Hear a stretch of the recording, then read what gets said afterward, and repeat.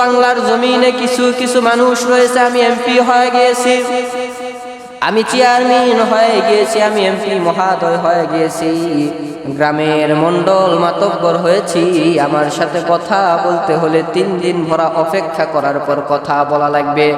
এরকম দুনিয়ার বুকে যারা অহংকারী রয়েছে, আমার আল্লাহ তাআলা বলেন এদেরকে কিয়ামতের ময়দানে কখনোই ক্ষমা করা হবে না। চিল্লায় বলেন নাউজুবিল্লাহ। পৃথিবীর কিছু গুনাহ থাকার কারণে আল্লাহ তাআলা তাদেরকে কিয়ামতের ময়দানে কখনোই ক্ষমা করবেন না। তো এই কিছু গুনাহগুলি থেকে আমাদেরকে সর্বদাই ব্যস্ত হবে, যাতে করে এই গুনাহগুলি আপনার আমার অন্তরের ভিতরে না থাকে, আপনার আমার অন্তরের ভিতরে এই গুনাহগুলো বিরাজ যেন না করতে পারে। এই গুনার কারণে আল্লাহ তাআলা কিয়ামতের ময়দানে আপনারা আমারে ধরবে, ধরার পরে জাহান্নামে দেয়া দিবে, এরকম যেন না হয়। এই কারণে আমরা এই গুনাহগুলো সম্পর্কে আজকে জানবো। 3টি গুনাহ, 3টি গুনার ভেতর থেকে 1 নম্বর গুনাহ হচ্ছে বিশ্বনবী রাসূলুল্লাহ সাল্লাল্লাহু আলাইহি ওয়াসাল্লাম বলেছেন যে 3টি গুনার মধ্যে হতে 1 নম্বর গুনাহ হচ্ছে যার অন্তরের ভেতরে, যার দিলের ভেতরে অহংকারী থাকবে, রব্বুল আলামিন কিয়ামতের ময়দানে তাকে কখনোই মাফ করবে না। চিল্লায় বলেন নাউজুবিল্লাহ। তাহলে অহংকারের গুনাহ কখনো আপনার আমার অন্তরে থাকা চলবে, থাকা যাবে? অহংকারী একটা কেমন জিনিস?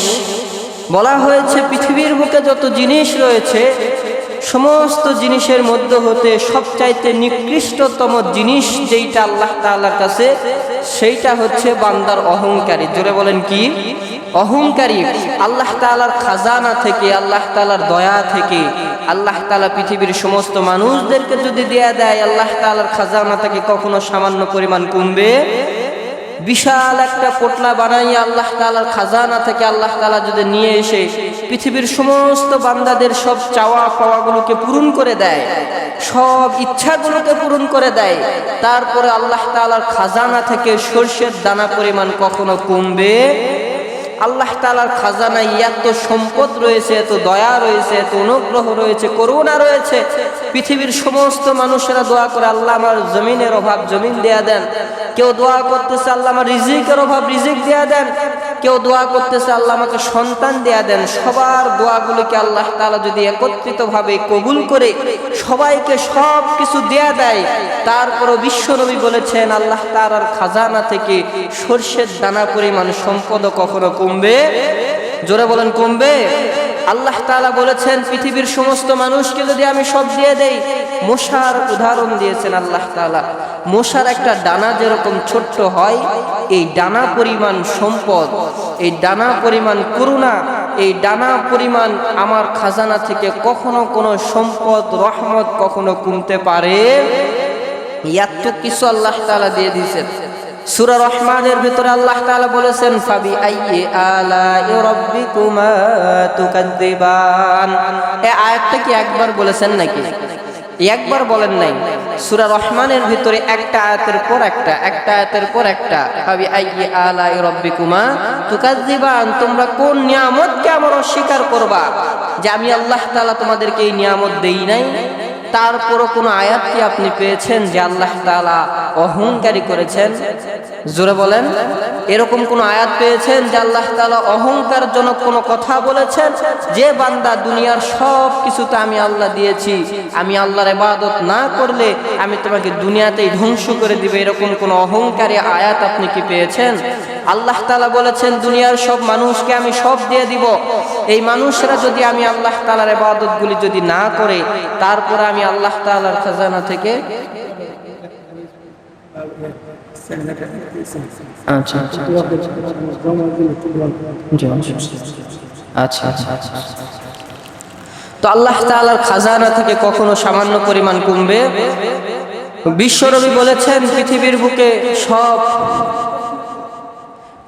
বুকে সব কিছু আল্লাহ তাআলা সৃষ্টি করে দুনিয়ার বুকে পাঠিয়ে দিয়েছেন, তারপরও আল্লাহ তাআলা কখনো অহংকারী শব্দকে ব্যবহার করেন নাই।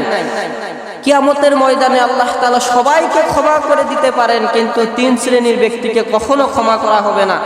3টা শ্রেণীর ব্যক্তির সম্পর্কে 3 জুমায় আলোচনা করা হবে। কয় জুমায়? 3 জুমায়। আজকে একটা শ্রেণী ব্যক্তি সম্পর্কে কথা বলা হবে, যেই ব্যক্তিকে আমার আল্লাহ তাআলা কিয়ামতের ময়দানে কখনো ক্ষমা করবেন এক নাম্বার হচ্ছে ওই ব্যক্তি যেই ব্যক্তির অন্তরের ভেতরে অহংকারী বিরাজ করে। জোরে বলেন, কি করে? অহংকারে বিরাজ করে।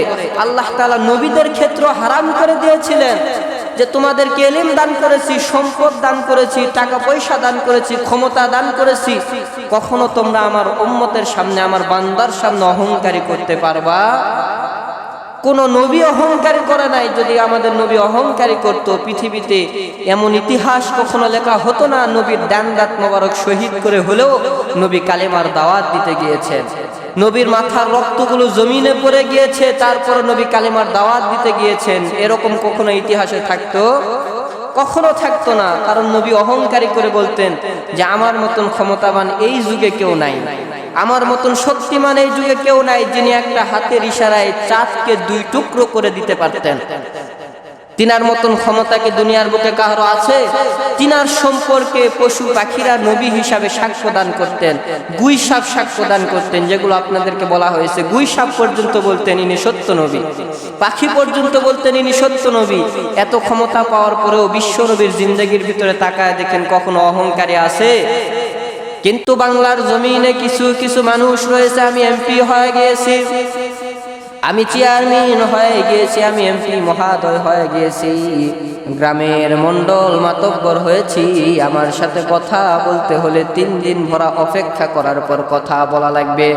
এরকম দুনিয়ার বুকে যারা অহংকারী রয়েছে, আমার আল্লাহ তাআলা বলেন এদেরকে কিয়ামতের ময়দানে কখনোই ক্ষমা করা হবে না। চিল্লায় বলেন নাউজুবিল্লাহ।